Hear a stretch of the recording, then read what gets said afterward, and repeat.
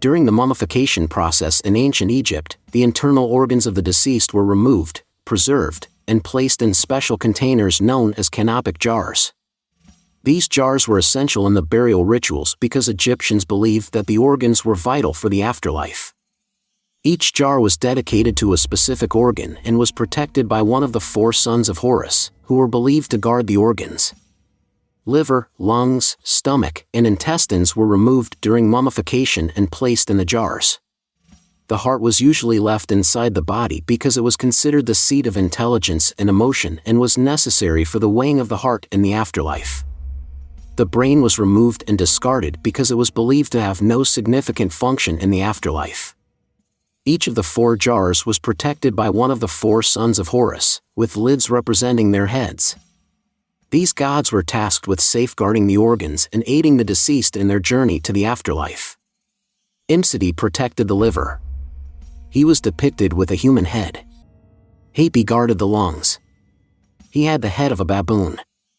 Duamutef watched over the stomach. He had the head of a jackal.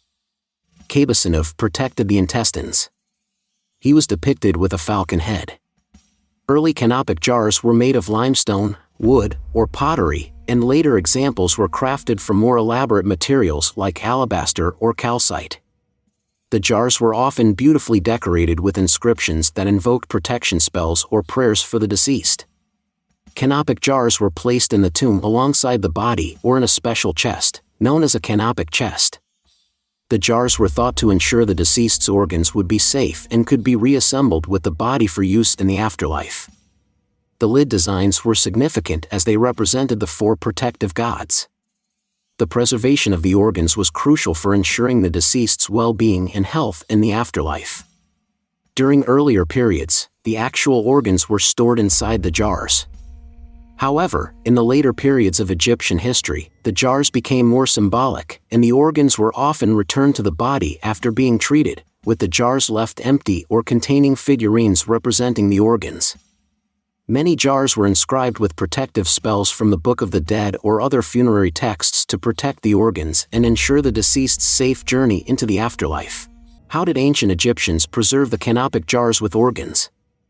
Once removed, the organs were individually dried out using a substance called natron, a naturally occurring salt mixture. Natron helped to desiccate the organs by absorbing all moisture, preventing decomposition. This process took several weeks, as the organs had to be completely dehydrated to avoid decay. After being dried, each organ was wrapped in linen and placed in its corresponding canopic jar. The canopic jars were then stored in a special chest or compartment within the tomb, typically placed near the mummy, so that the deceased could have access to them in the afterlife. In essence, canopic jars were an integral part of the ancient Egyptians' intricate burial customs, ensuring the deceased was properly equipped for the afterlife by preserving their essential organs with the protection of the gods.